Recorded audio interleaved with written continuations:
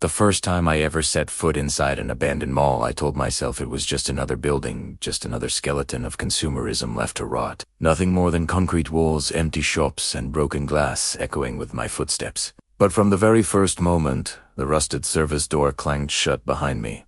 Sealing Maine, I knew I had made a mistake. The air was heavy, stale, yet strangely warm, as if the place itself was still breathing. My flashlight beam cut across peeling posters of long-dead sales and mannequins in crumbling clothes, their faces warped by dust and time. Every corner was darkness, swallowing more darkness, and yet I couldn't shake the feeling that those shadows were watching me, shifting slightly as if they remembered what it was like when this mall was alive, and now resented me for waking it up. Somewhere above me, I heard the faint crackle of static, like an intercom that should have been dead decades ago, whispering something too faint to understand. I laughed it off, because that's what you do when your heart races and your skin prickles.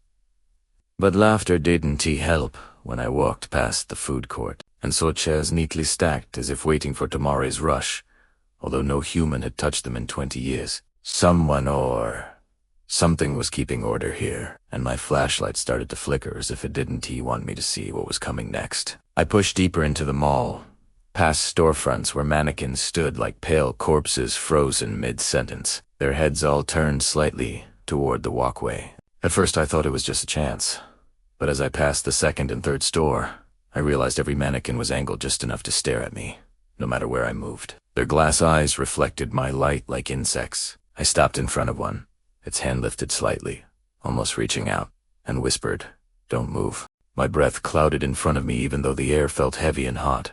And when I turned my head to glance back, I swear its arm had shifted lower. I told myself I was imagining things, but when I kept walking, I heard a distinct plastic creak behind me, like weight shifting on a brittle leg. That's when I decided to start recording. My camera caught glimpses of strange arrangements, chairs stacked into shapes like altars, signs reassembled into sentences that made no sense, and mannequins grouped in circles facing each other as though they were in a silent meeting. In one footage replay, I noticed something I had seen with my own eyes. One mannequin in the corner of the frame slowly twisting its head to follow me. If you pause at the right second, you can see it. The movement is real, jerky, like a broken puppet trying to imitate life. That clip still makes my stomach drop, because I never saw it move in person, which means something else was controlling my perspective, letting me see only what it wanted. The worst part of abandoned malls, ISNT the silence it s the sounds you can explain. As I crept toward the center of the building, where escalators lay dead like severed veins, I heard faint music echoing from the upper floor. It was mall music, tinny and warped, some upbeat 80s pop tune that didn't belong in the ruins I was walking through. It wasn't coming from any visible speaker, but it grew louder the closer I moved toward the darkened escalator. Halfway up, my flashlight cut out entirely, and the music stopped with it.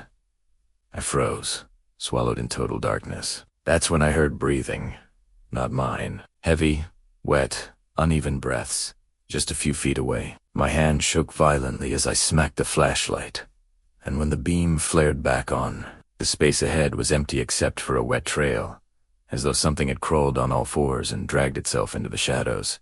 I bolted up the rest of the steps, heart hammering so hard I thought it would echo, and found myself in the husk of a department store. Mirrors lined the walls, cracked and coated in dust, but my reflection didn't follow correctly. While I stood still, the figure in the mirror twitched slightly, its head jerking as though something else was inside it, wearing my shape but failing to mimic me properly. I lifted my hand. It didn't. Instead, its mouth opened impossibly wide, and a distorted scream rattled the glass until cracks split deeper across the surface. I ran. I admit it, I ran like a coward, but the screaming in the mirrors followed me long after I left that store. What makes this story real isn't just what I saw, but what stayed with me. The mall followed me home. 4 weeks afterward, I would wake at night to hear faint announcements in my bedroom. "Attention shoppers. The mall will be closing in 10 minutes. Once, I opened my closet door and found one of those mannequins. Its plastic grin stretched wider than before, as if it had walked the entire way just to watch me sleep. I've tried burning the tapes I recorded, but no matter how many times I destroy them, I wait to find the camera back on my desk, still playing static, still waiting. Experts tell me it's impossible, that I'm hallucinating. But my neighbors have heard the mall music leaking through the walls at night. Sometimes it's faint pop songs.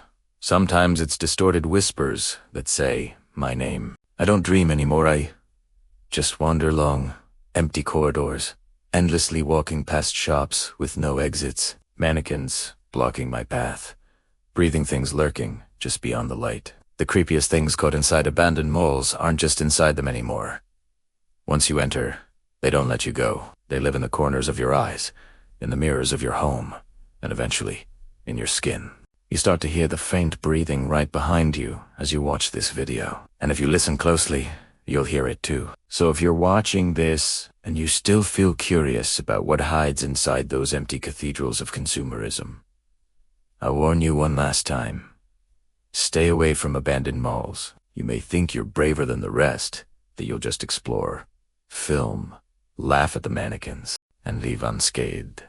But the mall will notice you. It always notices, and it will follow. The next time you pass a shuttered storefront or hear faint music in an empty hallway, remember what you heard here tonight. Remember that this is not just a story, it's a warning. Some places are abandoned for a reason.